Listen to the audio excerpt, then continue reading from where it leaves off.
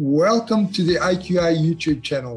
To navigate through the video, you can select specific chapters or subjects of the video. Enjoy watching and remember to subscribe.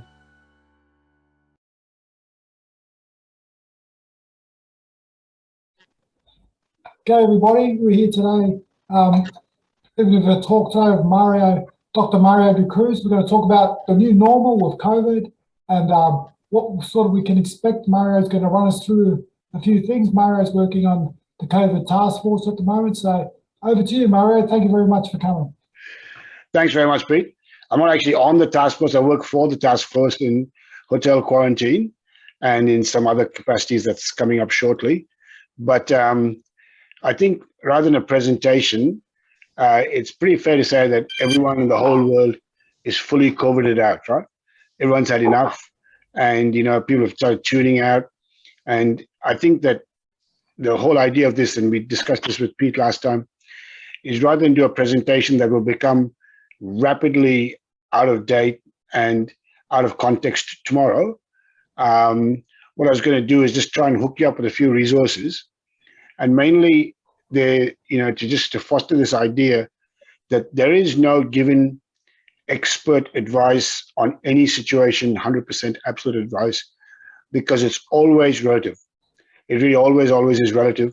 And so that's what gets the situation like this is, because we all share a commonality in that we're different from able bodies, and that we bring a unique quadriplegic aspect to how we manage COVID. And that's what I'm hoping to talk to you guys today about, answer whatever questions you have to the best of my knowledge. And like I said, it's a discussion. So if anybody else has a view, as a interesting point or a viewpoint or additional information that I don't have, please stick your hand up or say so, yeah?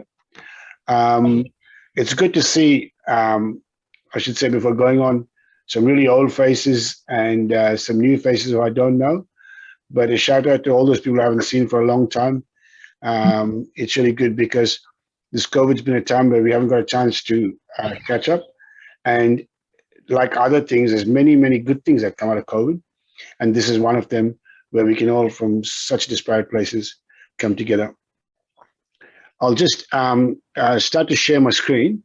So I'll be out of frame, but I can hear all of you. So please speak up if you have something to say or have a question to ask. I'm just going to hook you up with a few resources, and then we'll get to asking questions. And the majority of the session is basically just answering questions and discussing things, because, like I said, there isn't really one way to do this. So here goes, yeah.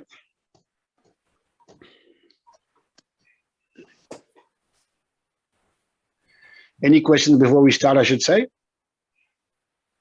Anyone? Nope. We had Nicholas put his hand up. Yeah. Sorry, Nicola. Yeah, go on. I've got a question. Yeah. I can recall when I was at the Austin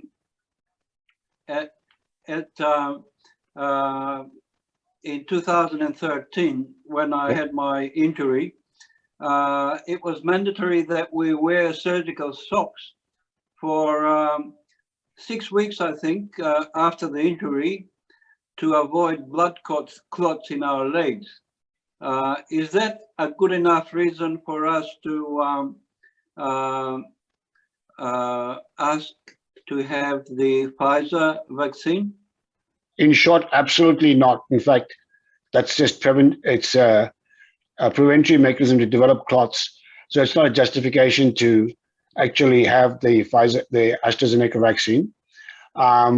In fact, there's very little justification to ask for the AstraZeneca vaccine. I'll hopefully go through all of it with you guys. So if you have any individual queries about what's harmful and what's not and stuff, please fire away.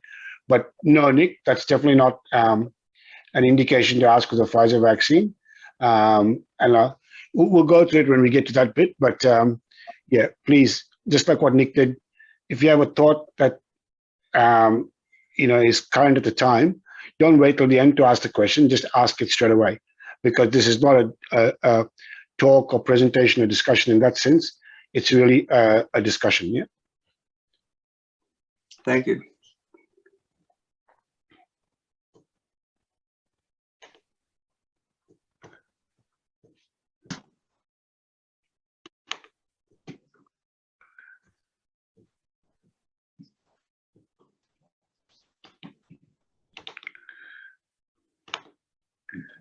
So can everyone see my screen? Yes. Yep. Yep. Yep.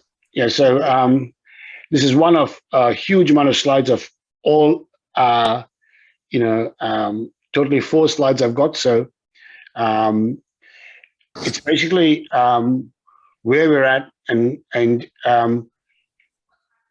like, it's quite simple. What I've just got is a bit of a link, and what I'm going to do is I'm going to share this actual presentation with everyone who wants it, because the links are available here as well. There is a coronavirus dashboard that looks like that, and this is actually quite useful because it tells you exactly where all the cases are in one place. Just give me a second. My screen share bar is right over the useful information. Yep, got those away. So you can see there, it's all in a nutshell. The map here is actually is clickable, and you can actually just move it around. That gives you an idea of, first of all, where you want to look at. So I presume we'd want to look at Australia. So there's Australia there. And we really don't need to have anything more than this, because any information you have is rapidly going to be changing. So something like this is quite good. It gives you just a brief idea of how many cases there are, and most importantly, where we're up to vaccination. As you know, in Australia, we've got a situation that everyone's talking about now, which is the Doherty Model. Doherty is a research institute in Victoria, and they've given us a model of how to get out of here. And that's pretty tied into vaccination. And I think that everyone is now well aware of the fact that we are not, because we had a containment strategy. This was a thing not long ago, that's why I say it's changing so much. 6 months ago, there was an idea that we could contain ourselves to a disease-free state, and then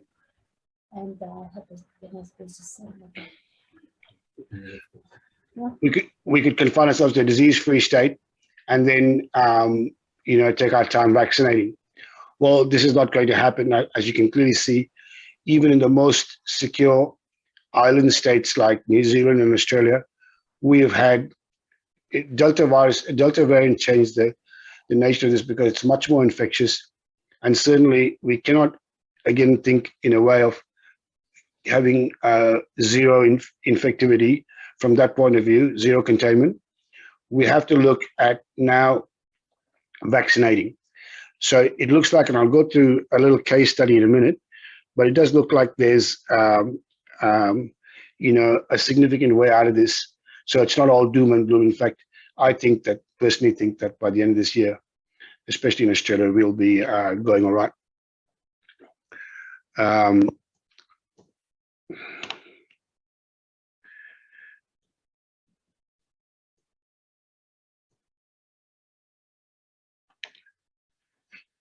So again, with vaccination,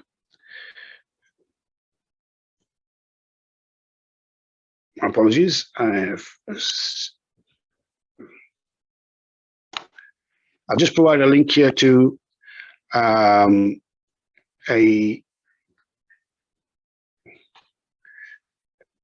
it's a simple Google link to the vaccination status, and that tells you with the clickable list, you can tell which area you can do it for Australia or for worldwide or any other area in the world you want, and it tells you from what time frame you want. Mario, a quick question. So this link that you're going to be sending us, that's able to search anywhere in the world. Yeah. Cool. So I can do it for you now. Have a look. There's Australia here on this. Can you see my clicker? Yes. Yeah. So you can go down there and you can then type in, the USA or Argentina or something. Yeah. And that will change the map back to Argentina's map. If Argentina, that's Argentina's map. And the last day, and you can also do it for how much time, the last week or the last month. So it's fully clickable, and it gives you, I'm just going to go back to Australia because it's relevant to what we're going to talk about.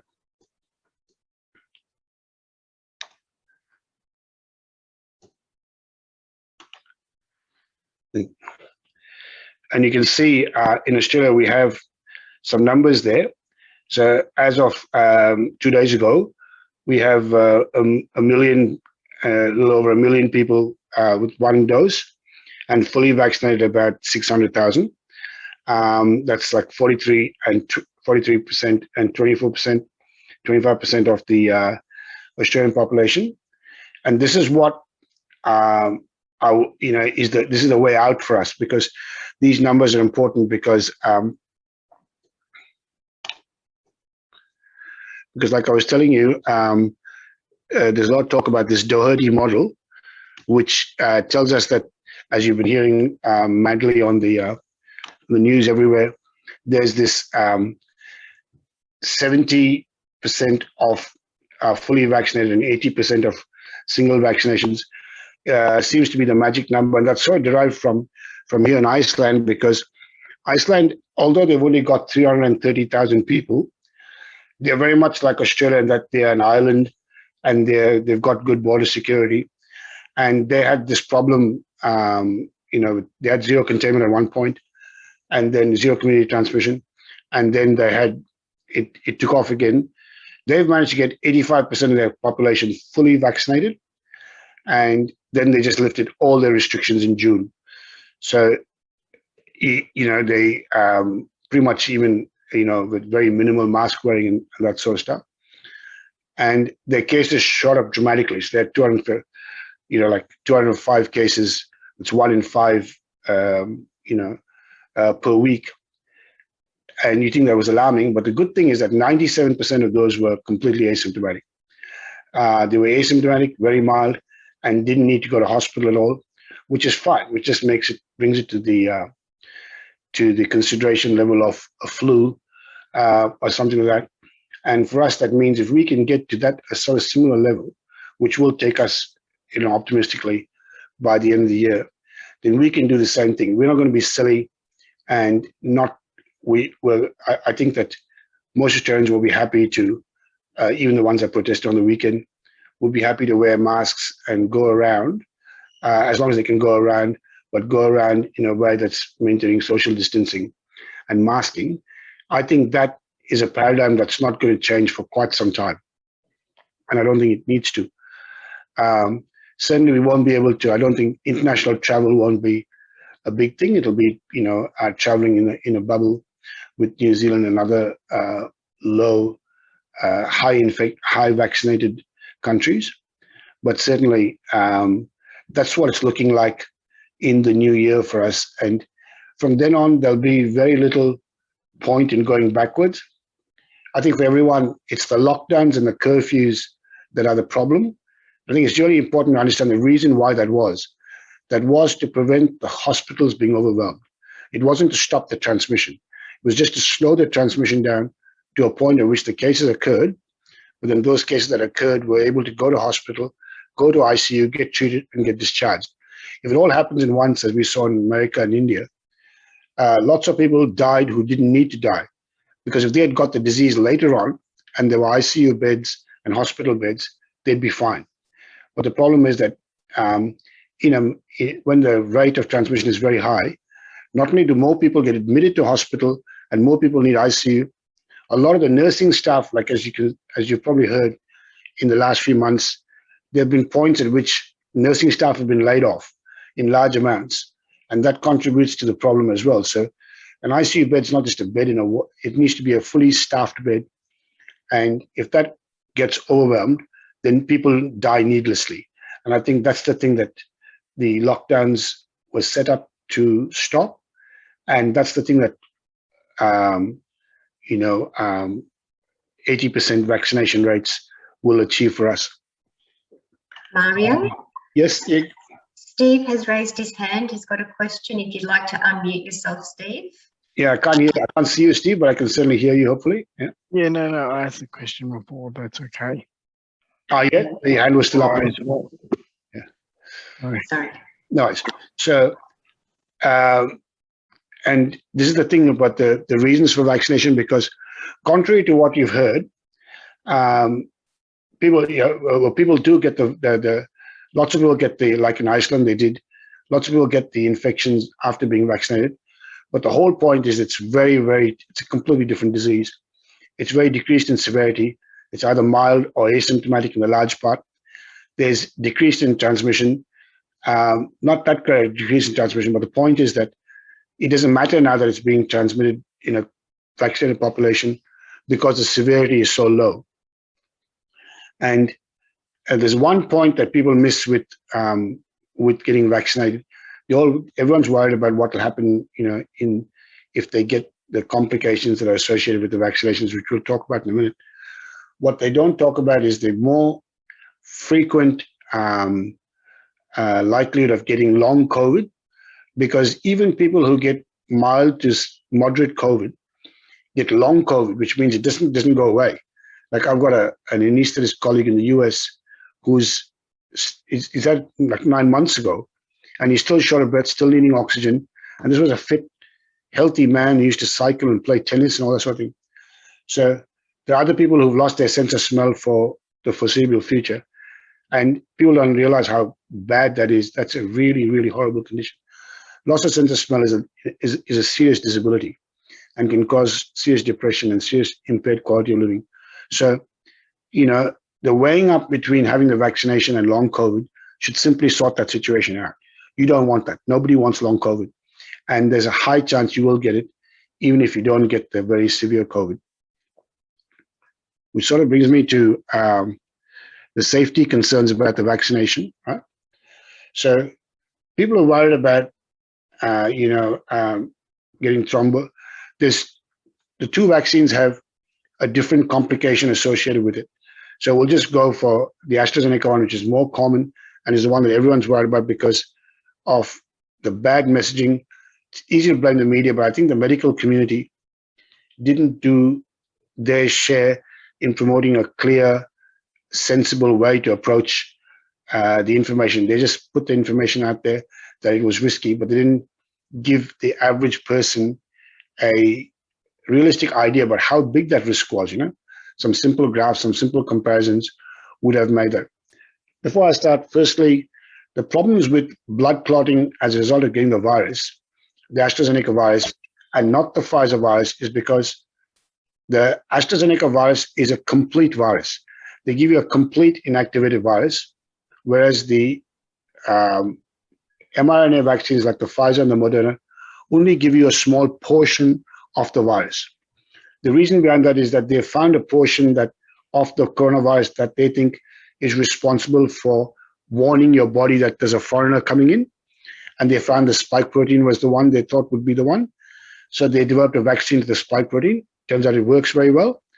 And giving you the Moderna or the Pfizer vaccine alerts the body that there is an intruder, but they haven't given you the whole intruder. They're just going to give you a part that is enough to flag the immune system, and you build up an immune response. With the AstraZeneca vaccine, they've included the whole inactivated. It's completely inactivated. There's no chance it can ever become alive again. They're giving you all the components of it.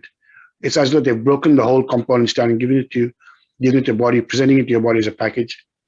That flags the immune system for an immune response, and that creates an immune response.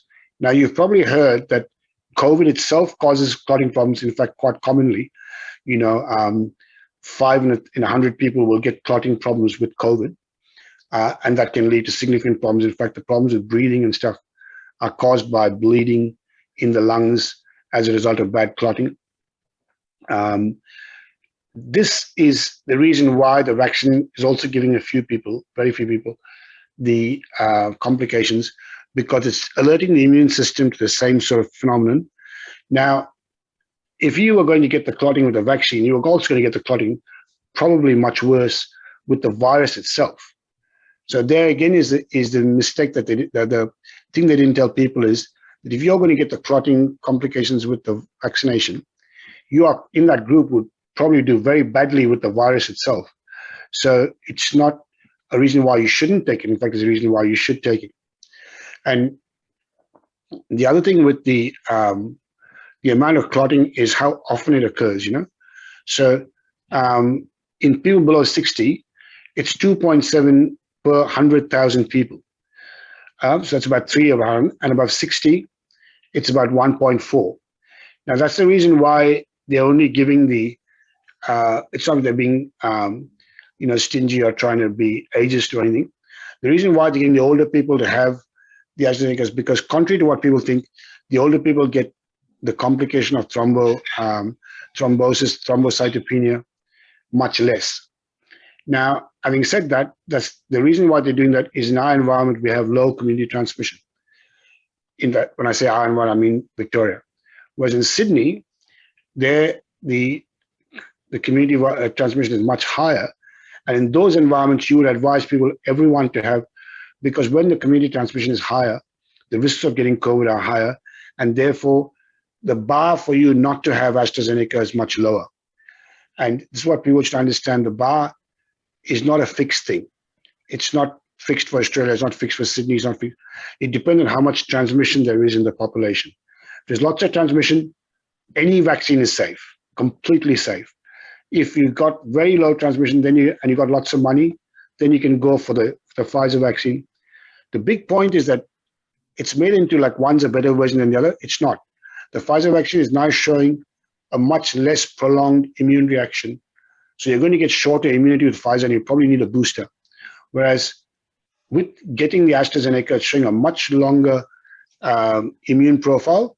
So it's actually going to be a much useful more. And there's a few cases in Singapore of people who have had SARS-CoV-1, the previous one, and who had the AstraZeneca.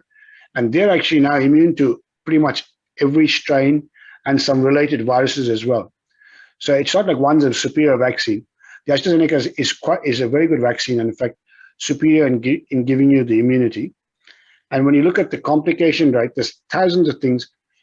Just the act of driving to the vaccination center is far more dangerous than actually getting the vaccine, any vaccine, how old you are.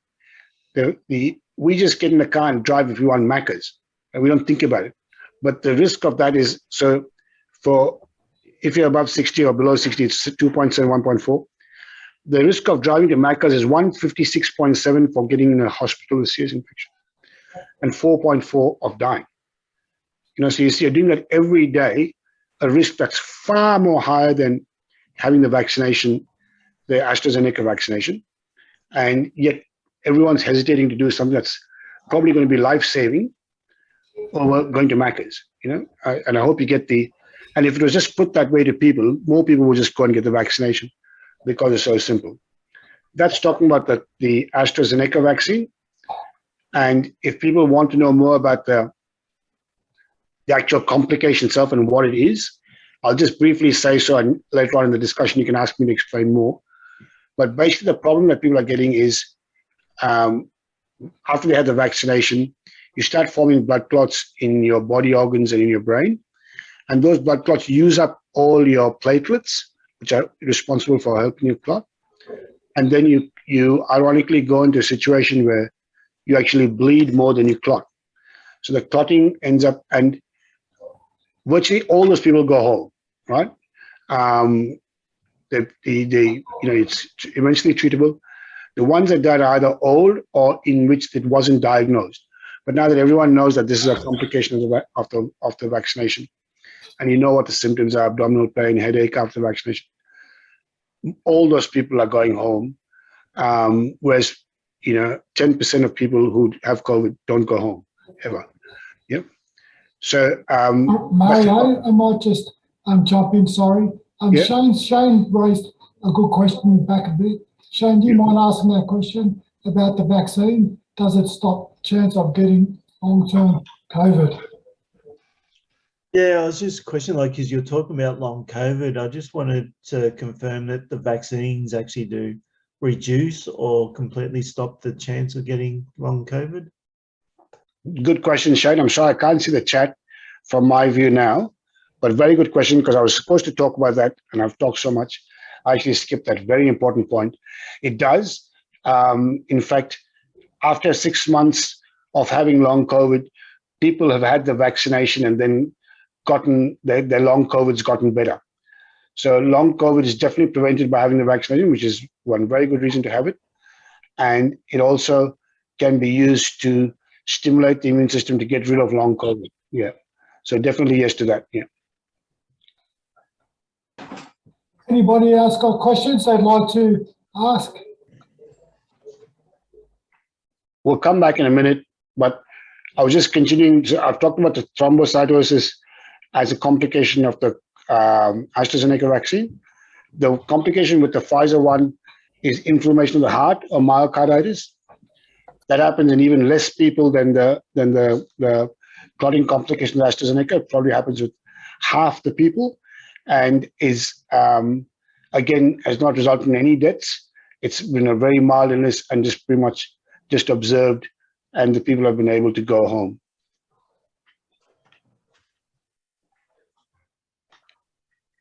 Oh, sorry.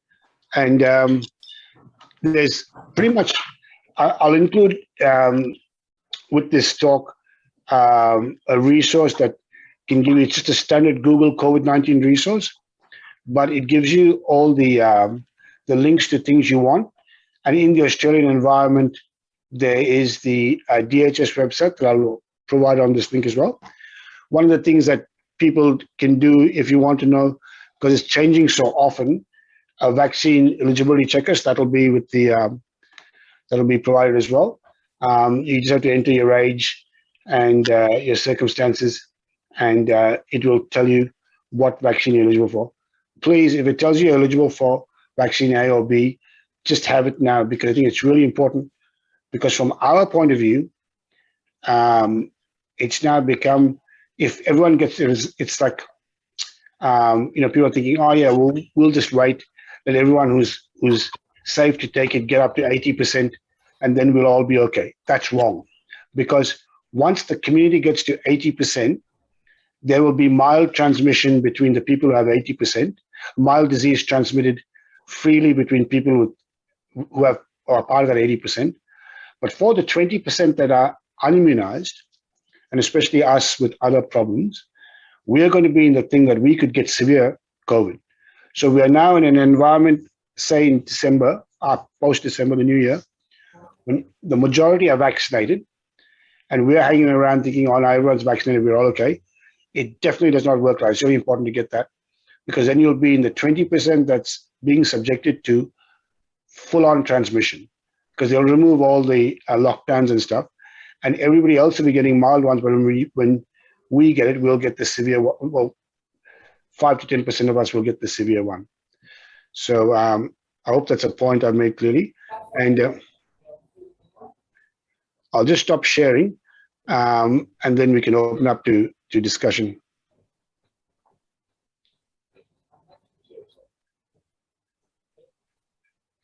Yep.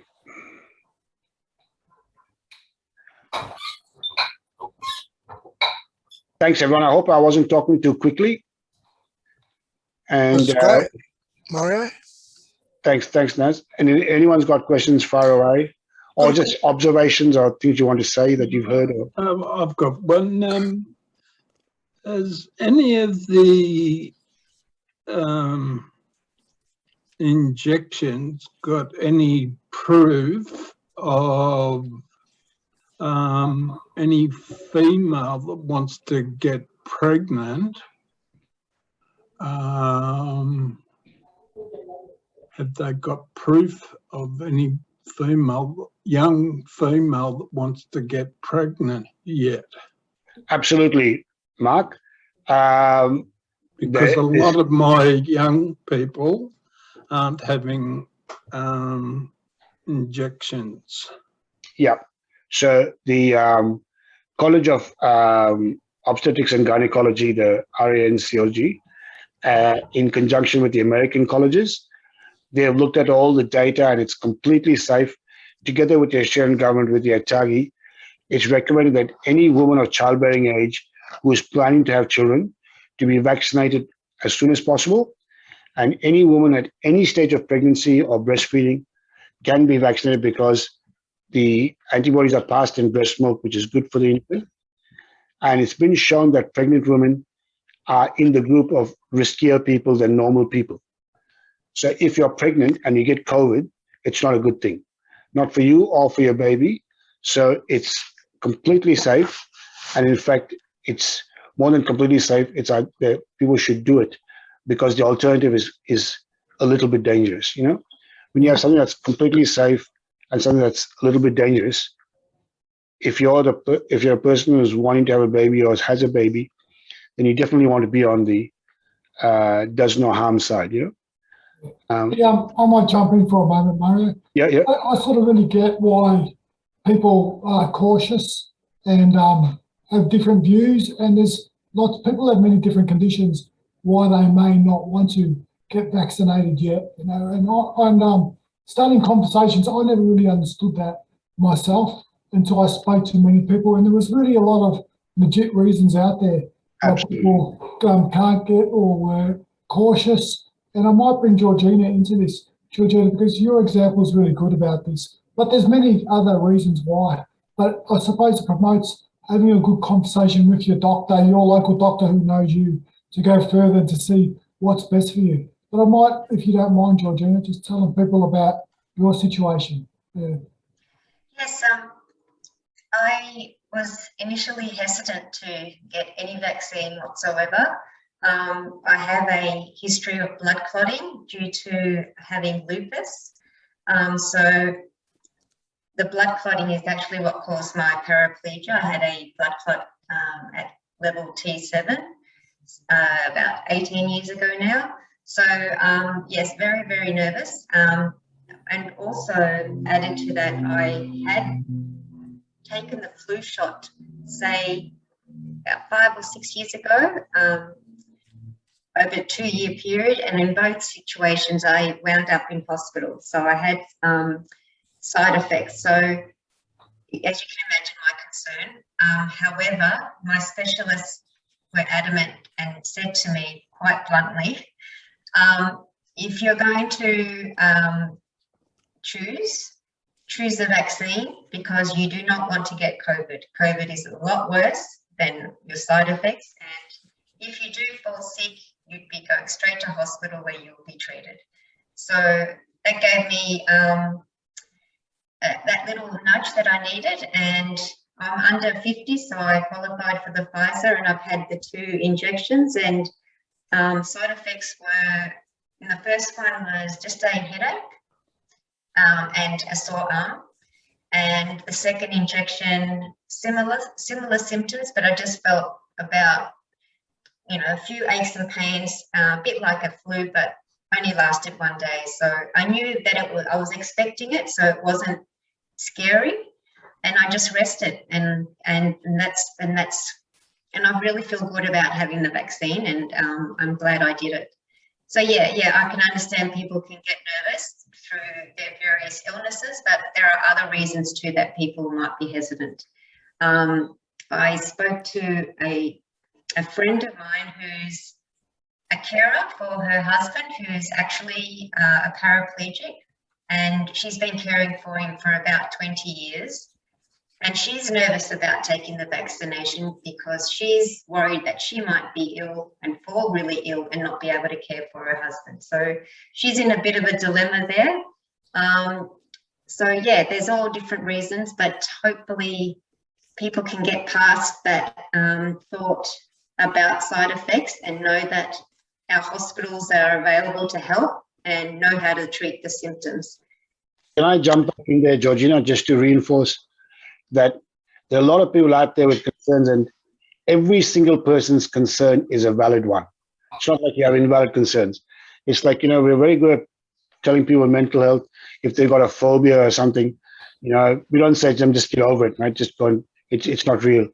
So that's exactly what I mean about the vaccine. Everyone has a valid concern, and like Georgina just said, hopefully the whole idea is not to drive anyone, to force anyone, make anyone feel bad or anything, is to give you the options sensibly, and then reinforce that, you know, some of these fears are not based in reality, and they're just alarm. But if you're still alarmed by it, don't feel bad. Don't think that you're in some way, because everyone, it's quite an it talks to, when you're talking about putting things into people's bodies, it does make a big thing with people. People just worry about that, you know. And you go like, how do I know I'm putting something, injecting something in my, and you know, even as a doctor, I get that, you know, like, you know, you worry that, you know, we wouldn't do that to our cars, you know, but yet we're doing it to our body. But the thing is, by now, and those were legitimate concerns, especially at the beginning of this, because we had never tried an mRNA vaccine out before. But the fact is that now it's been tried, and it's been tried, as you saw from the numbers there, millions and millions, billions of times over. And there's been, we know, a very, very safe profile, much safer than things we actually take every day, like Panadol, like, you know, like everything we put in our mouths, like an egg, you know, has way more. So from that point of view, it's definitely safe. You worry about the long-term repercussions of these things. And oh my God, there's doctors on the internet that will tell you it's going into cells and stuff. This is not true. This cannot go into your cells and become things that it's not supposed to do. And it doesn't go into your DNA at all, like it said, that, you know, like all these people are claiming. So from that point of view, you don't have to worry.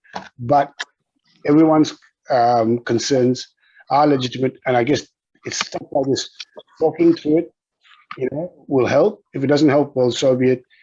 And like Georgina said at the end of the day, it's your decision. As long as you know, and that's the point of this talk, is what the decision is. Everyone knows the complication value of, and the complication rates of the vaccine, and using that to make the decision. What they don't understand is their own danger of complications without the vaccination. They do something 150 times, 50 times more dangerous than the vaccination every day by just to go to McDonald's, right? So you're doing that anyway, but you're not thinking about that. That is literally 50 times more dangerous. And so once you weigh up, and the fact is that you think, I don't want to be sick with the vaccination and not care for someone or not do something now. I'll do it in 3 months' time. The thing with that is that we've given the vaccine out for so many people now. People go to hospital with a vaccination very rarely, and usually it's just a 1 to 2 day illness. Compare that to you getting COVID. Now, in the instance that Georgina brought up, someone who's a carer for a life-critical carer for someone, you getting COVID might take you out of the picture completely if you're unlucky. But even if it doesn't, it'll take you out of the picture for quite some time. And you'll become needing care rather than being able to give care. So you have to weigh all those things up, is what I'm saying. Yes, Joe Ward's actually made mention about being a carer as well. But Joe, you also had a question about booster vaccinations. Did you want to ask anything in particular? You're on mute. Hello, everybody. No, I just wondered, I had heard that there would possibly be a booster required at some point, and I'm wondering whether moving forward, whether that would be just like the flu vaccination that we presently have, or whether it would be something like the injections, like they combine injections like measles, mumps, rubella, or would it become part of a flu injection? Do you know anything about that, Mario? Well, it's, I guess, booster is certainly going to be a consideration, especially with the Pfizer and the Moderna vaccine, because their length of immune profiles doesn't appear to be. So let me just explain this. So when you measure the efficacy of a vaccination, you know, post 6 months, say, and you go, you ask the question, is a vaccine still effective after 6 months? We have no way of telling that until we expose you to the illness, right? But the proxy for that is what we do. We measure antibodies in your blood. So if you've got antibodies in your blood, then we think, oh, you've still got immunity. If you don't have antibodies in your blood, it doesn't mean you don't have antibody immunity, because we well know that antibodies disappear from the blood for instance, for chickenpox. You check someone's immunity for chickenpox 20 years later, you won't find a single trace of an antibody. You give that person chickenpox, or you expose them to, and the antibodies kick in straight away. So we have no way of knowing if that is the case or not till. So we'll know if we need boosters when we get to the stage about, now they see that after about 18 months, there doesn't appear to be any antibody in the blood. But so we'll have to see once restrictions are lifted and we expose the community back to level, we expose the immunized community back to levels of infection. If their if their immunity boosts up, which in case they don't need boosters, or if it doesn't, then they will need a booster. They'll also need to design that booster around what the current strains are. There is, in fact, just about 3 days ago, I was telling you about the Singapore study. There is hope for a God vaccine, like the vaccine that will just fix it all. And that seems to be based around SARS-CoV-1 and the current, if we can somehow develop a vaccine to give us immunization against SARS-CoV-1 and CoV-2, it seems to be giving us a very wide against all the variants. The problem will be that the more immune stimulant a vaccine is, the more likely you're going to get some initial complications, or the rate of complication. It's always a trade-off, which is why the AstraZeneca vaccine has a slightly higher complication profile. So in short, I don't think it'll be given as a multi-dose with other vaccines like mumps, measles, and rubella, because there are different kinds of vaccines. The mumps, measles, and rubella need to be stored between 2 and 8 degrees, whereas the mRNA vaccines like Pfizer and Moderna need to be stored at -70. So you'll destroy the other vaccines storing at that level. Yeah, but what it might be is, it might be a booster to 2 or 3 strains. So you might have it's not just a booster for Delta variant, it'll be a booster for Lambda and any other variants that we think need to be boosted. But that decision hasn't been taken yet. Anyone who pretends that it has is making it up. Penelope's asked a really good question. Penelope, you might jump over to you. Penelope Stewart. Say again, buddy. I missed that. I had over 15, 20 years ago, I used to always get the flu injection.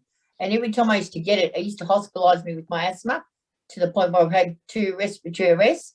But since then, for over 20 years, I haven't had the flu injection, and my asthma's been really under control and I haven't been hospitalised.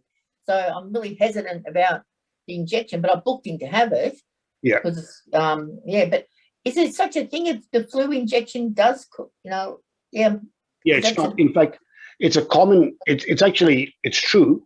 All those people are saying that it causes a problem. They're not making it up. But the problem is not because it gives you a flu. It's because it creates the same. So what it does, like I was saying in the early part of the talk, the AstraZeneca, the flu vaccine and stuff, they expose you to an inactivated virus, which means they expose you to all parts of the virus. The virus is completely inactivated. And, the immune system doesn't need, as you know, with peanut allergies and, with these anaphylaxis, it doesn't need 100 copies of the virus. 1 copy is enough to cause a severe reaction in some people, right? So you're one of those, Penny, and you've had pretty much the similar illness to what you would have got compared to the flu. But what nobody has told you yet is that if you actually got the real flu of that year, you may have been extremely sick.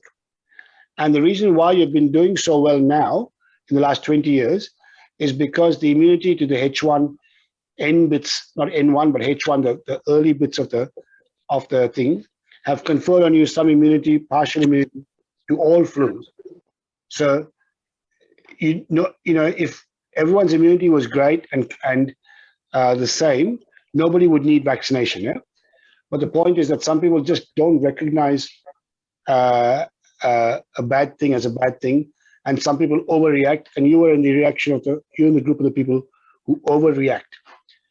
But if you're in the group of people who overreact, you want only 1 or 2 dead copies of the virus rather than the real virus itself. Yeah. Much sicker with that. Yeah. So all the people who get sick with the virus, with the vaccination, don't realize that they would probably be very much sicker with the same virus. You know, so the same virus that is being vaccinated for is a live copy of that virus. You would be much, much sicker. Yeah. Yeah, I think it's just because of it, the symptoms of when I had the injection before was a respiratory arrest, which is a sudden thing. So, Yeah. you know, yeah. It's quite common, Penny, because the immune system, what it does is when you get challenged, like as you know, people with anaphylaxis and asthma, which is the immune system going crazy. With asthma, it's just a pollen or dust mite. But with people with severe reaction to infections like you, what you do is the first reaction of inflammation is to produce swelling. So you know when you insect bites you or you hurt your arm, you get swelling there, because that's how the body attracts that's what the immune system does. It releases these things called cytokines, which are alert chemicals. It tells the body straight away there's something going wrong, come over here. Yeah. And the way things can get there is through the blood. What it does, it creates an increased level of fluid in the body. So it pulls all the blood out of your blood vessels into the areas that it thinks it needs it. And your lungs would be the classic situation, which is why people get asthma and start to get respiratory problems as soon as they have an allergy problem. It's because fluid, just inflammatory fluid, not just fluid, but fluid that makes you choke and makes you have bronchoconstriction, starts flooding into that portion of the body. Okay. Yeah. Oh, yeah. Well, yeah. Thanks for that. Just another question, Mario. Probably with all the bad press about the first injection, AstraZeneca, I put that off and off and off and off and off and off and off because I was over the age of getting Pfizer until Qantas announced you couldn't fly until you had an injection. And I do a lot of flying. So that's when I went and that's when I knew I had to go and get an injection. That's what I was thinking. Yeah, so I was forced to go and get an injection. That brought you to your balance point. With other people, it might be the birth of a child or a grandchild or having to do some other kind of work. Yes, everyone reaches their own balance point. As long as you know what you're balancing, you know, and that's the point of talking about this. As long as you know you're weighing up apples and apples, not apples and pears, because just not having the vaccination because it's dangerous doesn't cut it. It's what you're balancing against that. If you've got a number of other concerns, that's fine, you know, and then you make your decision like you did, Mark. And I think that's important to give people that leeway to do that, because it's otherwise it becomes draconian and it's not something that's good for anyone, you know. Yeah. And we might jump over to Wolfie. Wolfie, ever asked a question? Yes. Hi, Mario. First of all, thanks for the insightful presentation. I actually learned a lot. And I was just wanted to ask a question because you said you were working with the hotel quarantine program. Yep.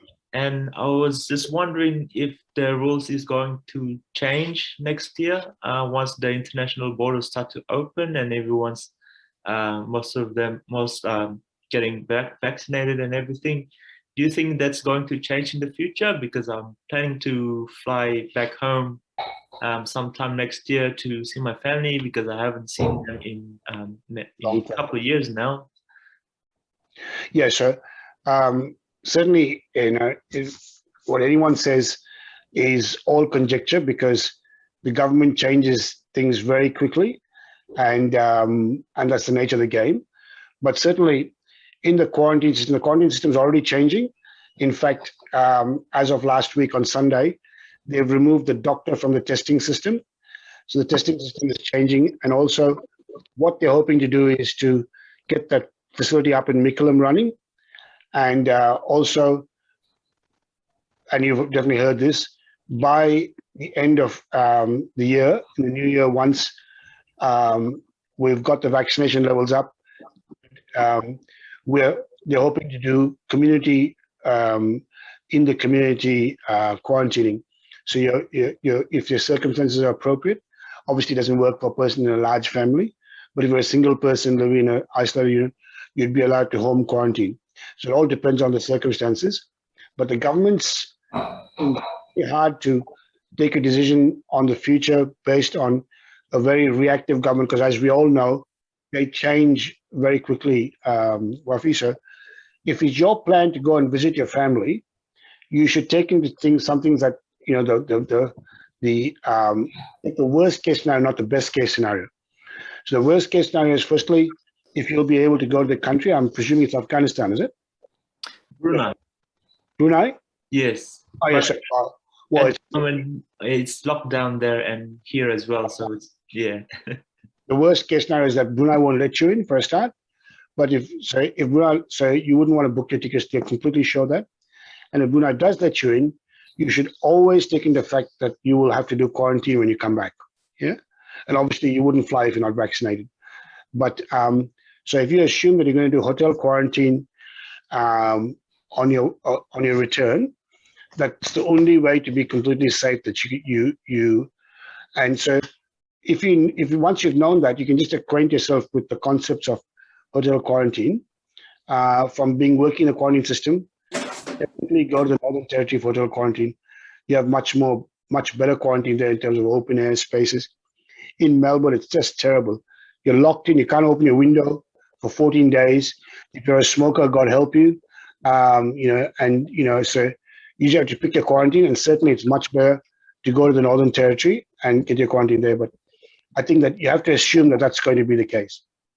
Okay. Mario, I had a question from Karen, who's since left, but she said that she'll catch up with the recording. Yep. But she mentioned about the protesters, and are protesters going to have much effect on the future of what's going to happen in Australia or in the big cities? As everyone knows, the protesting community is a bit hard to understand because they're not a homogenous community as well. There are some people they're not all protesting about the same thing. A lot of the people are protesting there about lockdowns, and I think that it seems odd because the clear strategy now is if we all vaccinate up, we can get out of this lockdown stuff. If we just saw, I put up the figures there, we're at about 40% immunization. If we now have a huge community event like Sydney here, we can pretty much get into trouble in a matter of weeks, get the ICUs full up because, while we have 40 beds or something, tomorrow there might only be 20 beds because if all the staff in the hospital are quarantining, then they're out, So it's a very, very fluid and dangerous situation. And then people are just going to die for no reason because these people are protested. And I can't see what waiting. We've come this far, waiting down another 6 months till we get to the 80%. And then they'll be legitimately protesting against lockdowns and curfews, which shouldn't happen then. And then they'll have a right to say that we shouldn't. But as to the nature of it spreading, I mean, it's like I presume the people that are protesting are not vaccinated because that's a lot of the issues that they have, and which means that they're putting themselves and everybody else at risk by doing it here. So we'll have a thing is yet to be seen. Yeah. But I suppose the best way to eliminate the risk is get vaccinated yourself if you're ready. Yeah. Absolutely. Yeah. Yeah. So, I've had that question asked to me by many people because I use all their carers in my life, and I can't expect my carers to be vaccinated because they may have many reasons why they do or don't or aren't quite ready. But I suppose that falls back onto me, and my thinking is if I'm vaccinated, that makes me safe, and I've got to give them that respect to when they get vaccinated or when they want to or when they're ready. I think that's slowly resonating, and people are starting to get vaccinated now. But some people may not be able to because of medical conditions. So there's lots of reasons. Yeah. I just want to say hello because this is my first time just meeting you guys. Hi Peter. Hi Murray. Hi Brooke. Hi Georgia. Hello. And how are you? Good. Yeah, this is my first time coming on this with you guys, and I just want to say thanks for letting us come and invite you guys to talk today. Thank you. And whereabouts are you from in Melbourne, Brooke? I'm from Indiana Heads in Geelong. Yeah. We're in lockdown here. We have people from St Leonard here as well, yeah?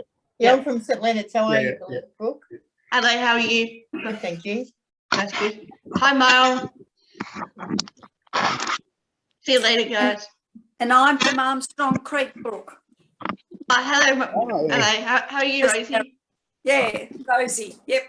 Hey, we'll open up soon, but Shane's brought up a really good point too. Shane, you've sort of answered my thing in saying that you've requested all your carers to be vaccinated. Do you want to talk a bit more about that, Shane? Yeah.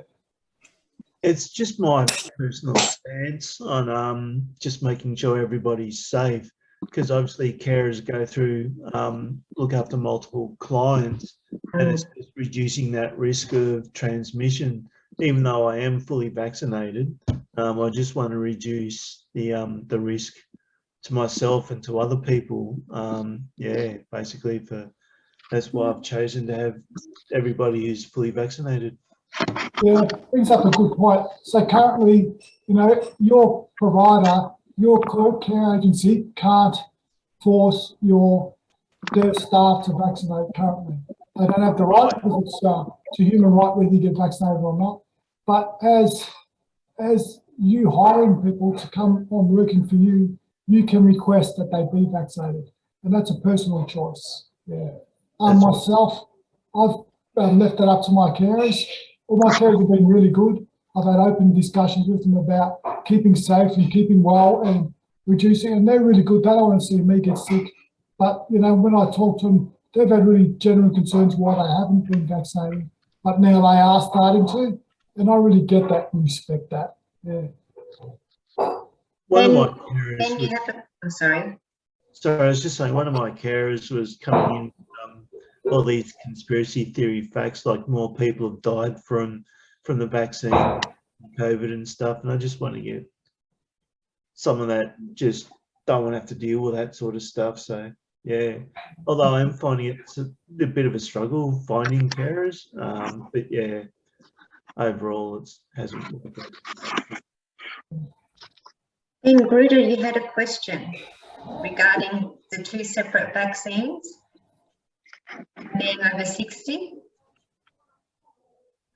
You talking to me? Yeah, Mario.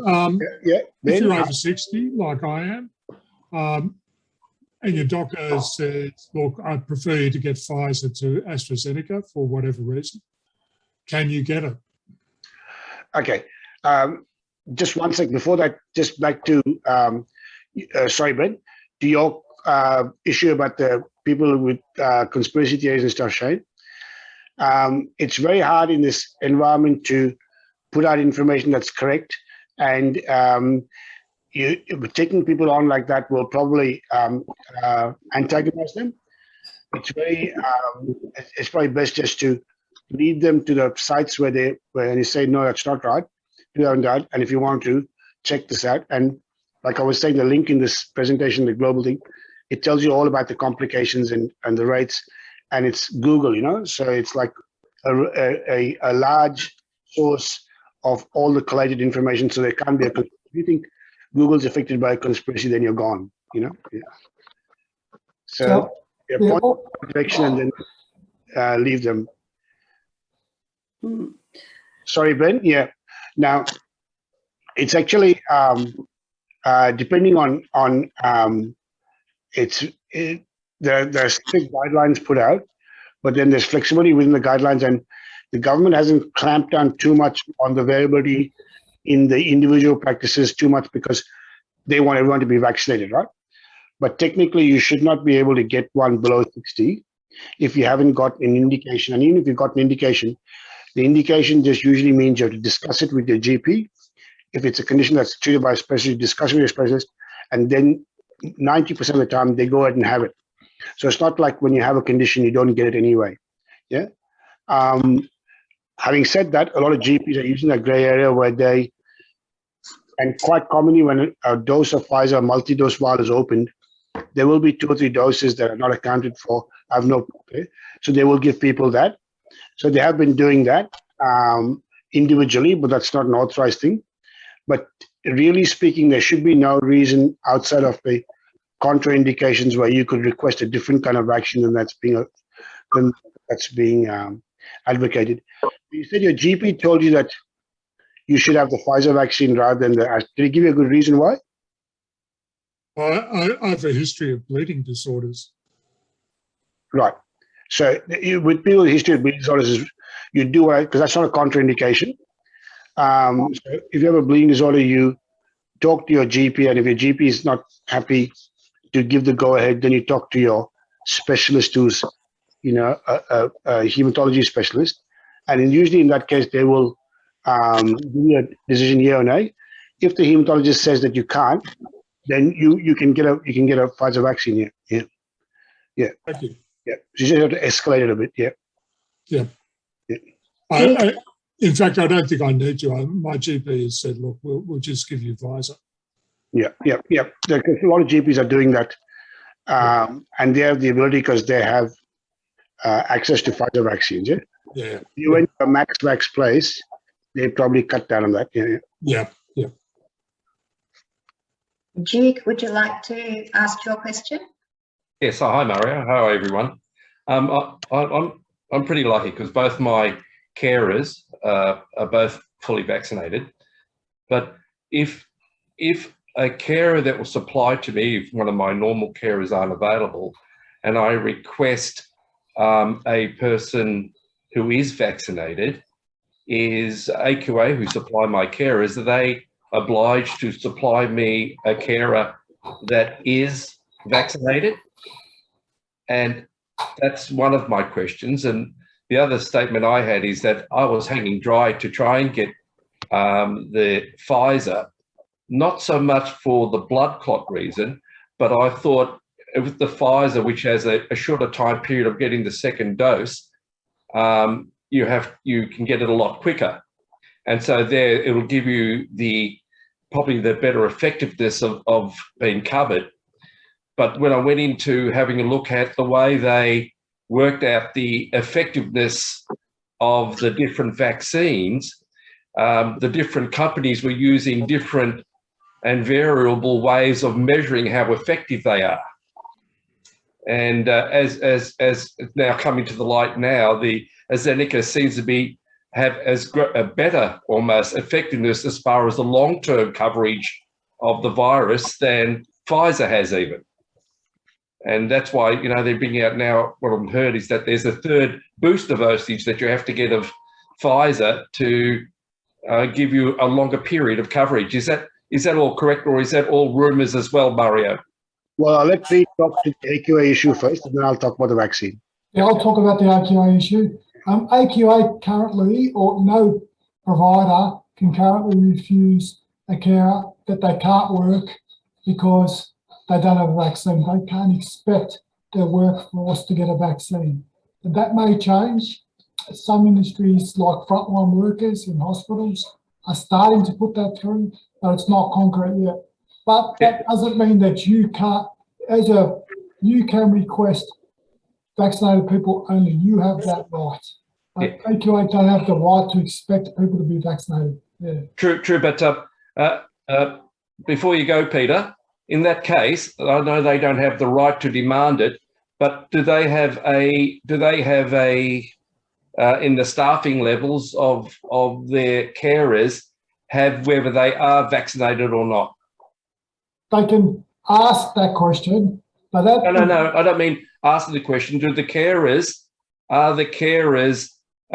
AQA have a file system that says that the carers that they have are vaccinated or not? No, they legally can't do that. Oh, okay. Because that means that we have to look into their medical history, and that they don't diagnose that. That's a personal issue. That's confidential. Yeah. So Duke, to answer your question, I think you want to know if the carer is vaccinated or not, right? Yeah. So it's your contract with the carer. So you say to AQI, I'd like to have a carer who's vaccinated. AQI sends a carer, and if you're unsure of their status, if they've volunteered that they are vaccinated, that's fine. If they haven't volunteered, you say you can ask them, and they can tell you. And then if they don't, they can still refuse to tell you if they want. And then it's up to you to make a decision. You can't force them to say to you. You can't ask anyone to forcibly, mandatorily disclose their medical history of any nature, let alone whether they've been vaccinated or not. Yeah. It's not legal to ask someone if they cut their toenails. You know, they can tell you if they want, but they don't have to. Yeah. Oh, okay. Well, that's astounding to me when you think that I'm not actually employing them. AQA is employing them on behalf of supplying. I'm with to TAC, so the interaction is not between me and TAC. It's between a supplier of TAC, which is AQA. So yeah, but the contract with TAC is to provide you with a carer, not to provide you with a vaccinated carer, because the government has said that's not legal to do that. So the contract is between TAC and thing is to provide you with a carer. You can then make the choice if you don't like them for whatever virtue, the way they work or their clothes or their vaccination status. The decision then is yours. Yeah. Correct me if I'm wrong, but even in the retirement villages, carers that are going into retirement villages, aren't they required to be vaccinated?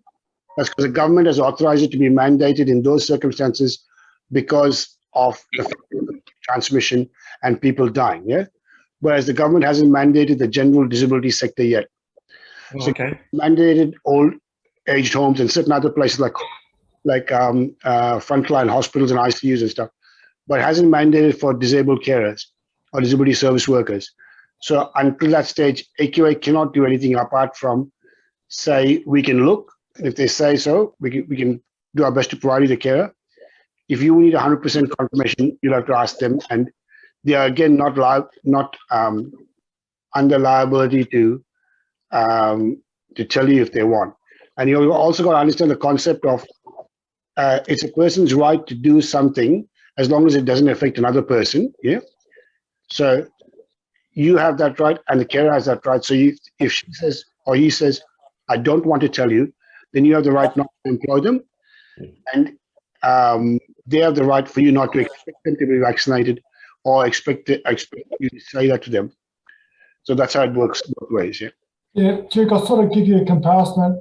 It's like when you request a carer, you can request male-only carers, but as an employer, AQA has to employ both female and male carers. It's a sort of a comparison. AQA can't refuse work to people who are non-vaccinated or people who don't want to disclose their medical history. You know, just like if you wanted to go for work somewhere, you don't have to disclose your medical history. Yeah. That's right, Mark. It is different in aged homes because it's mandated by the government, but in general sectors, disability sectors, it's not. Yeah. And back to your question again about the vaccinations,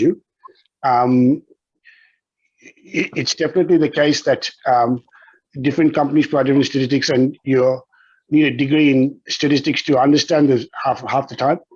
But like I said, just doing a standard Google COVID, if you type in COVID-19 into Google, it will give you a very up-to-date, very sourced, nuanced list of information, and you can actually type in. So it's not like the same as before, where you're going and ask Dr. Google. It's actually puts together the latest information, and quite often there's WHO or government information there, because Google will not put out a bit of information unless they're relatively sure of it.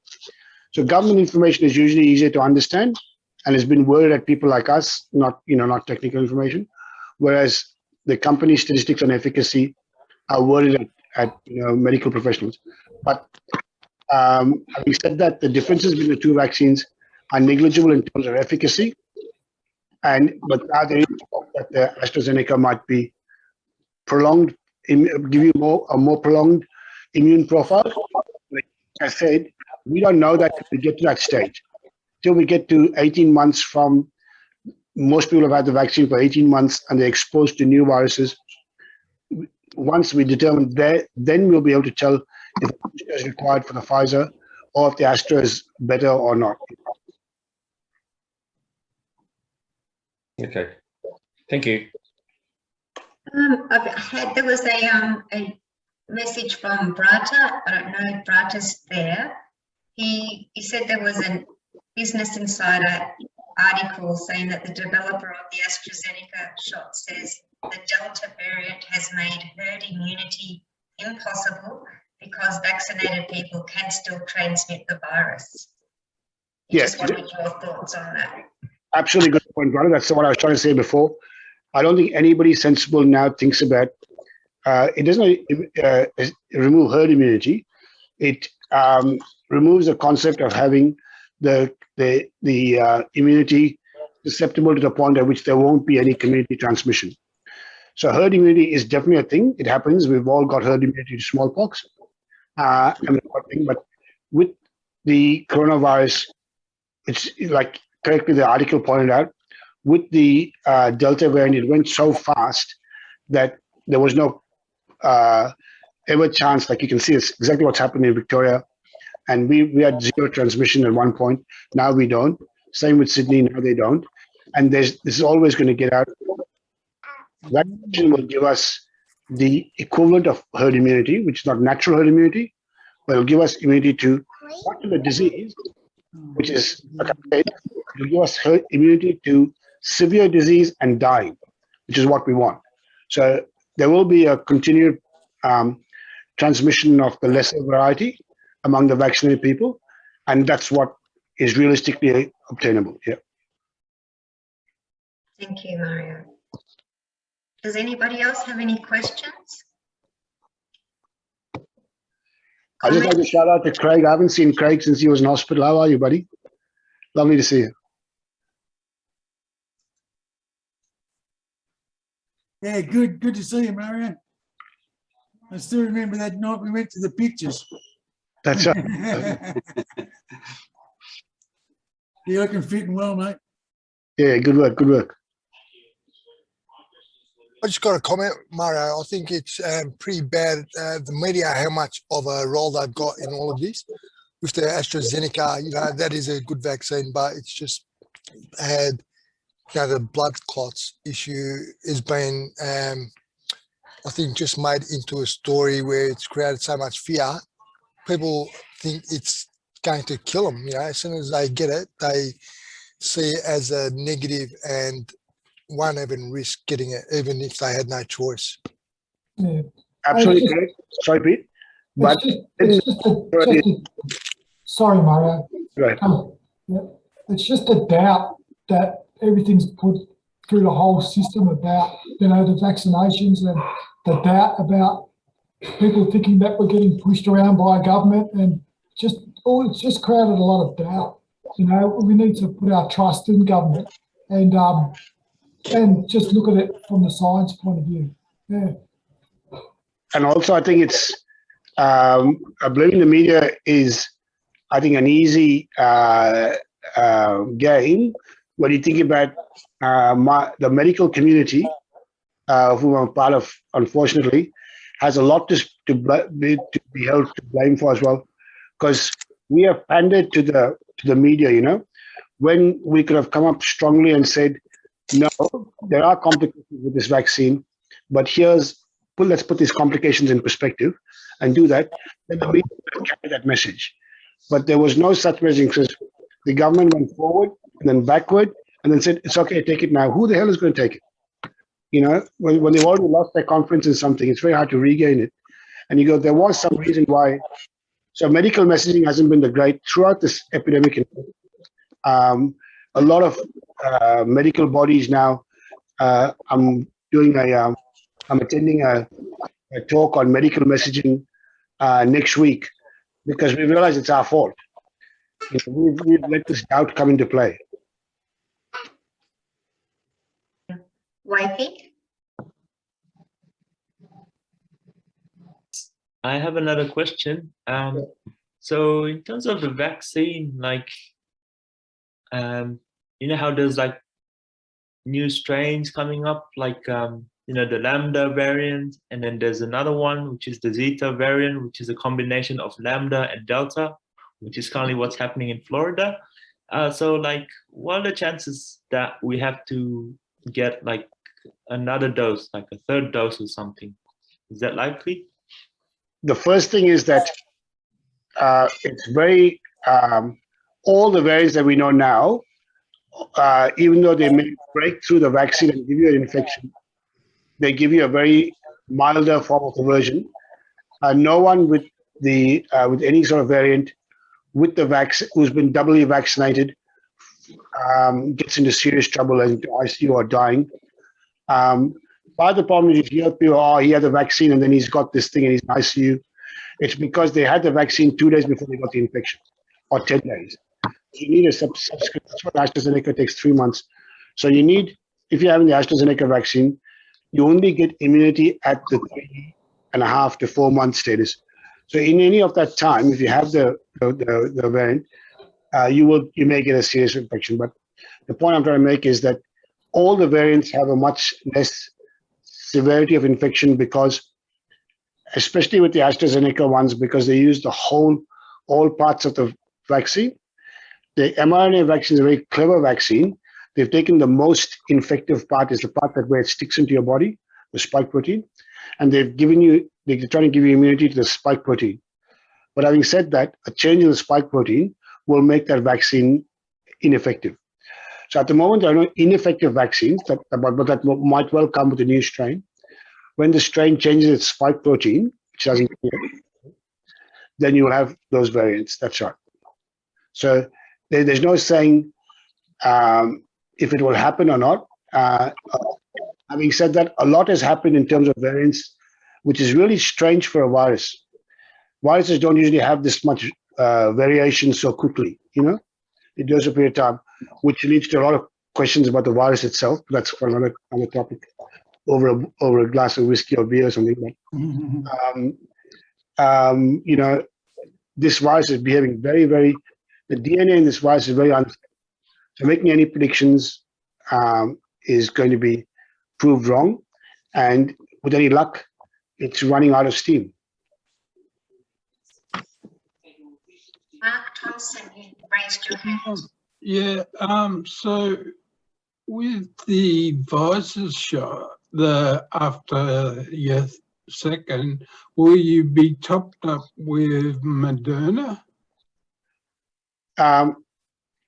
You won't have to be, and at this point, we don't even know if we need a booster in Australia, and that, as I said, we only know 18 months down from lifting all, letting transmission go freely. It doesn't matter because both the Moderna and the Pfizer have immunity towards the spike protein. So it should boost your spike protein values. And a crossover vaccine, it wasn't thought to be 6 months ago. So if you had 2 doses of AstraZeneca, then people would recommend you have a third of the same. But now it's actually coming to.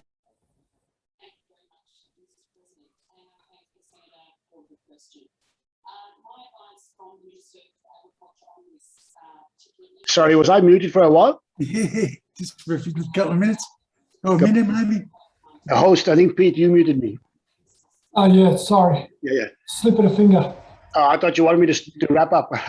No, not at all. Sorry. Yeah, so it was thought to have all the same vaccines would give you the best immunity. But now the thinking is that if you do need a booster, it may help to have a different one. Yeah. Oh, Mark, you're on mute again. Will that be the same for Zeneca? Yeah. So in fact, if you had the Pfizer having the Moderna is pretty much having the same vaccine. So a different vaccine would be Pfizer and AstraZeneca, or AstraZeneca and Pfizer. Yeah. Okay. Mario, I did see the government purchased around 20 million Moderna shots coming in the next 12 months. So tell us more about that. Yeah. Well, it's a very similar vaccine. And in fact, there are quite a few people who are waiting for that time because there will be an excess of that vaccine. So that's all well and good, with the only rider that I don't think it gives as good an immunity as the AstraZeneca. So I'm pretty sure at some point in the next, like by the beginning of next year, there'll be, Moderna vaccines. They'll be throwing them at everyone and giving you a free beer with it and stuff like that. But if the thing is, and that makes some sense in case, because by December, if they lift all the restrictions, then you will need a vaccine. That will be the time to get it, just before they lift the restrictions. But that's a personal decision to wait for it or not. But certainly that's going to come. Yeah.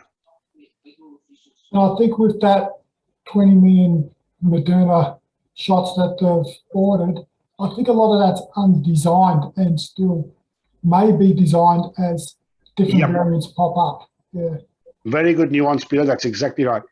The 20 million doses might actually be more necessary because they may be tailored to a new variant, or to increase immunity. Yeah, that's a very good point. It hasn't been made yet. Yeah. Right, with Jojo, would you like to ask your question? Oh, yes, thank you. Dr. Mario, I just have a short question, actually. Sure. Is a virus, is virus is a living cell or just because info that I got is the virus is just something like a program, DNA program that covered by the protein. Yeah. And so it's not a living cell, right? So why is our body is so fragile against like that not exactly, even a living cell? Yeah, that's exactly right, brother. That's because of exactly your problem, of exactly the point you made. That's why it's so harmful, because it is not living, but it has a program to start life. So it's like you don't need to, like in the computer world, the analogy would be like a normal bacteria is like a whole computer with a program and a battery and running, and it's got a life of its own. The minute you turn the computer off, the computer is dead and it can't do anything by itself. Well, the virus is a program code that doesn't need a computer, doesn't need a battery, doesn't need anything. It comes into the cell, and all it does, it's got one mission. It goes and joins its code onto your code. And from then on, your body does all the work. So the virus is really dangerous because it doesn't make its own copies or anything. It comes in, joins your DNA, and then tells your DNA, now start making this more and more. Yeah. So it's, in fact, it's not a whole computer. It's just a little program like a USB key. So you stick the USB key into any computer, it starts the computer up and gets it going. So if you had a USB key that had a little program that can start a computer up, you just put that USB key into your computer. Even if your computer is turned on, it'll start it up, boot up, and make the computer work. That's what a virus does. And this is why it's so potent, and this is why it's so powerful, because killing it is not sufficient. So say you had 100 bacteria in your body, you kill all the 100 bacteria, you've cured your infection, right? With viruses, you can't, because every cell in your body has now got a copy of the virus's DNA or RNA that's put into your DNA.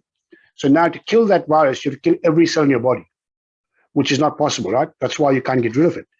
The only way to get rid of it is to give a new program to the body, which is what immunization does, or herd immunity does, or immunity does, is to give a new program to your body to say, that sequence that was just inserted into your DNA, don't listen to it. It's actually the enemy. So there's a competing bit of code, of information, DNA code. This is why this is what's the reason for the conspiracy theories, because they say, because the virus is not living, how come the vaccination mRNA won't go and cause a problem somewhere else in the body that you don't know? Well, basically because those that code has to be in a particular sequence, otherwise it won't work, right?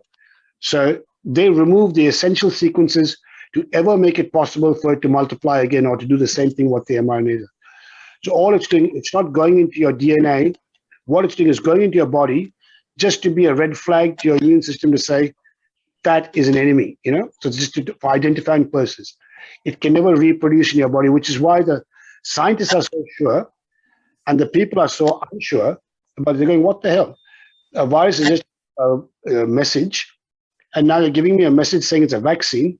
How do I know it's not going to do exactly the same thing? The point is that it's been inactivated. When they say inactivated, it's not killed like a bacteria. They've removed the necessary sequences for it to become dangerous. So it can't. So in fact, that's why it's kept at -70, because it's kept. It's very unstable and just becomes useless in a matter of minutes once it's exposed to room temperature, till it's inside your body. All it does is once it enters your body, it says, I'm the enemy. Anything that looks like me, build immunity to, and that's how it works. Yeah. So viruses have shown us to be that you don't have to be big and strong to defeat your enemy. You can be small and tiny, but if you get inside the body, you can make the body work for you. So you can make your enemy work for you. That's how they win. Thanks, Mario.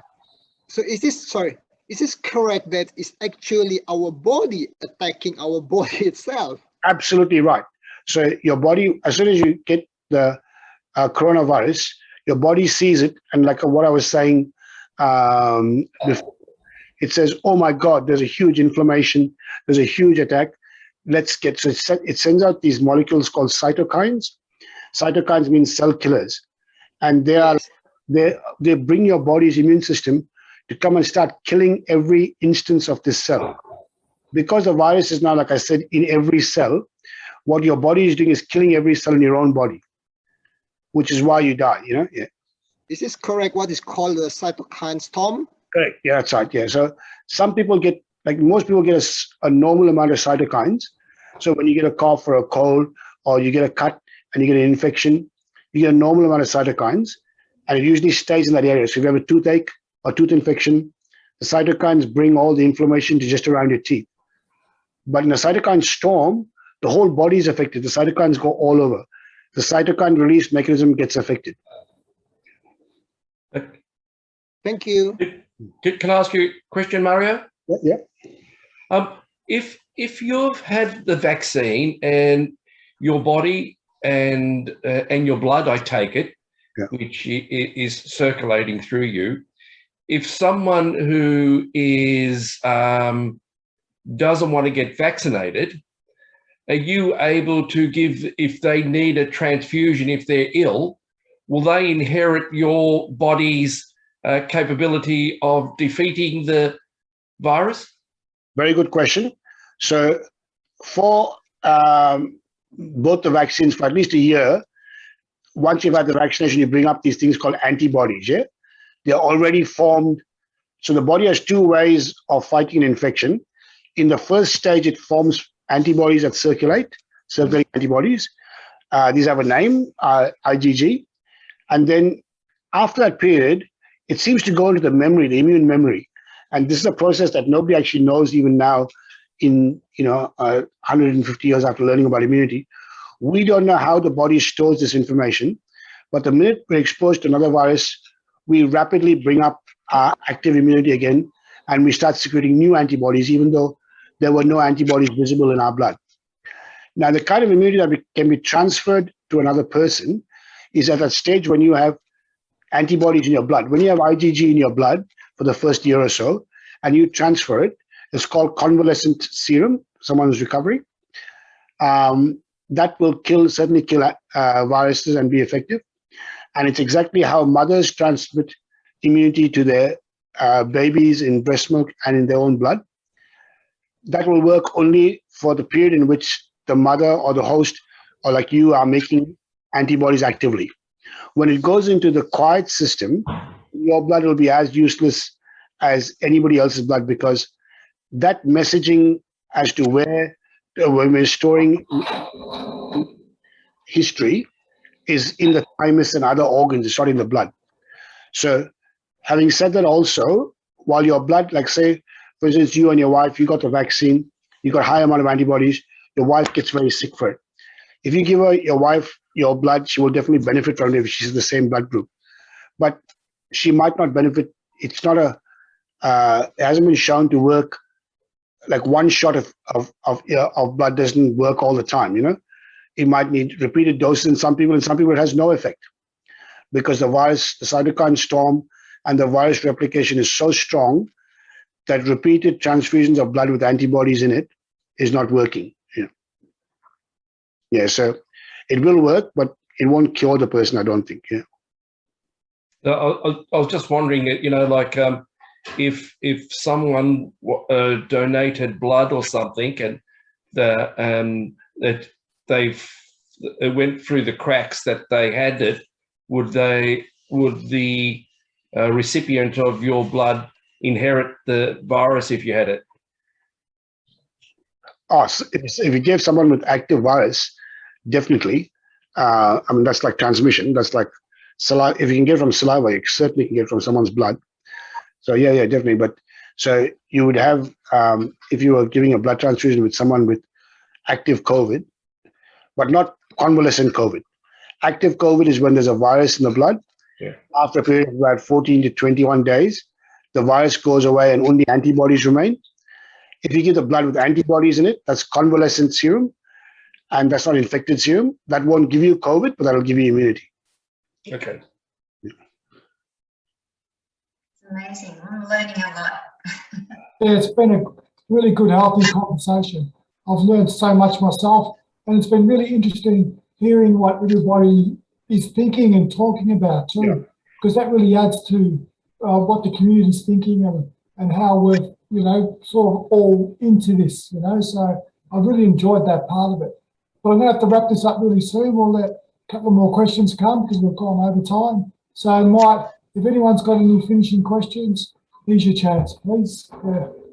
Mario, my VRE that I caught in rehab or at the Austin has mutated. And they've had me, well, when I was last at McKellar, they had me in isolation and everything. It's changed to EBSL.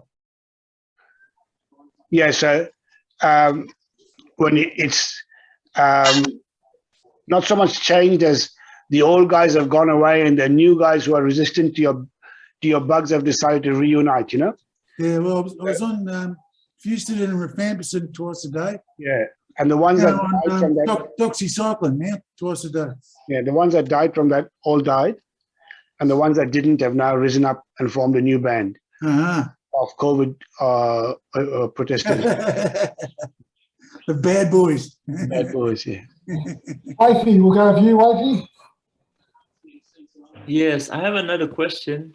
So I remember last year I read this document. It's actually from the Chinese government, and apparently, like they said, vitamin C would strengthen your immune system against the virus. Do you have any idea of the effectiveness of vitamin C? Yeah, so there's a whole lot of things, right? Treatments like chloroquine, ivermectin, and then there's also the nutritional supplements like vitamin C, vitamin D. None of the clinical trials have shown that something will give you 100% protection. Definitely not. There's not a single thing.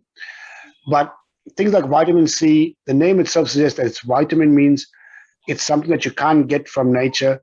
There's something that you can't make your own self that you have to get from nature. And something that's essential to life. Yeah, that's the definition of vitamin. Something that you can't make, that you need from outside, but that you need for life. Yeah. So vitamin D, vitamin C, all fall in that category. You definitely need them. Vitamin D and vitamin C have been shown to be play a very important part in immunity. Not immunity to getting the infection, but in how your immune system behaves after you've got an infection. So with vitamin C especially, if a person who was, like say you could clone yourself, so there were two Waffies, and one Waffie was vitamin C deficient and one was vitamin C normal, then the second Waffie would definitely have a better recovery. Yeah, you just were saying so. But having said that, you don't need to take more vitamin C than you're normally taking, because most people with a normal balanced diet have enough vitamins and have enough supplements. It's only people who don't take enough of what you think, if you're a vegetarian or something like that, or you have a dietary allergies to something. But otherwise, you don't have to specially take. There is no recommendation for prophylactic medication for COVID anywhere. Yeah. And there's only so much vitamin C a body can take. Because then you'll just overdose yourself. Yeah. That's how you get diarrhea and those sort of things. Yeah, and it goes back to the lemon tree, Pete. Yeah. It goes straight to the lemon tree. Yeah. Yeah, exactly. They gave me on vitamin C and it breaks twice a day for my bladder. It's not so much from the nutritional point of view. That is from keeping your urine acidic. It's at a bug part in your bladder. Yeah. But these are lots of really good questions. But I'm going to have to wrap this up really soon. We've gone pretty much over time. Mario, thank you so much for your time. This has been really informative. Yeah, so... Can I ask one quick question? Sure. If it's just one quick question. Yeah, really quick question. All the vaccines that we've got are sort of like artificially manufactured. Has anybody experimented in finding a natural product that people who are anti-vaxxers will be prepared to take? Yeah, so lots of people have been trying, and you want a list of 1,000, just go to WhatsApp. But there's a thing. But natural things, when you say it's manufactured, because we have to. There's only 2 ways in which your body can get a specific immunity. So say your body needs to be immune to someone like me, right? There's only 2 ways in which you could become immune to me. I have to enter your body and expose it, and you build an immunity to me, or they make a copy of me, which they do in a vaccination, and give you that copy. Otherwise, the immunity will just be general immunity improvements, And the world has been looking for general immunity improvements for the last 100 years, since the last pandemic. And there's no individual candidate, but we certainly know there are certain things that if you do without, you'll have poor immunity, like vitamin C, vitamin D, and that sort of thing. But there is no natural remedy for specific immunity, which is, it doesn't make sense, because to have something specific, you need to give that specific thing to your body for your body to learn. Because if your body gets, just say for instance, there's a specific immunity to the color of my hair, right? I'm giving you I don't have any hair, but if I had black, the color of my skin, say you get immunity to dark skinned people, then you'll be killing a lot of people that you don't need to kill. Your immunity has got to be very specific, right? Because I could be a bad person with dark skin or a good person with dark skin. Your immunity you have to develop is against the bad people with dark skin, if you know the analogy I'm saying. Yes, I get it. So to build immunity, you've got to build a very specific immunity. Otherwise, you'll be killing too many things. So if you get a general immunity that kills all the viruses, then you'll be killing all the good viruses and the viruses and the bacteria that help you out. Yeah.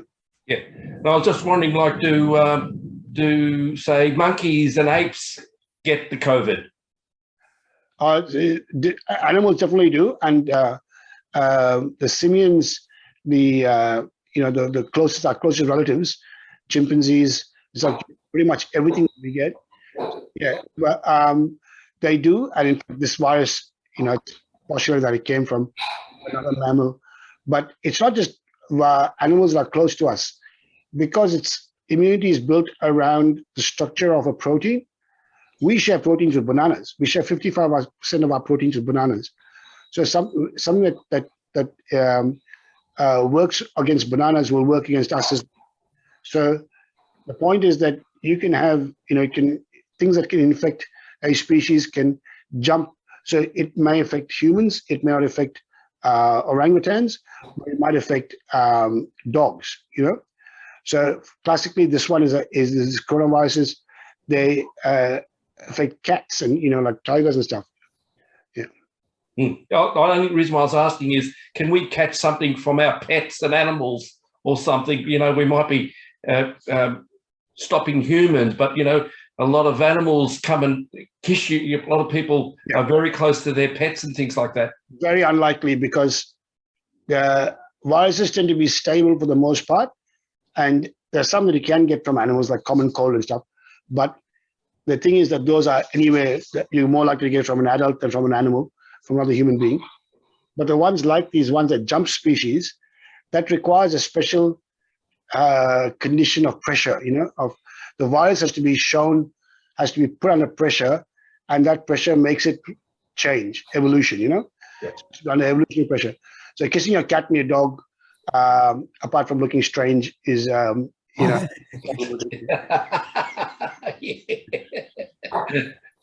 a bit too close to your dog then. They're not good questions. There's a word for that thing in New Zealand. Oh, that was low, Mario. That was low. Now, again, great questions. Mario's brought up some really good topic which he's presented today. He's also going to share some links. Mario, if you could share those links to Georgina, and Georgina will share them with everybody that's been in today. But thank you very much, everybody. I don't want to go over time too much more because we've had Mario for 2 hours now, and he's a busy man. Yep. Thanks a lot for the pleasure. It was a real pleasure to meet all of you and see all your faces again. Lovely.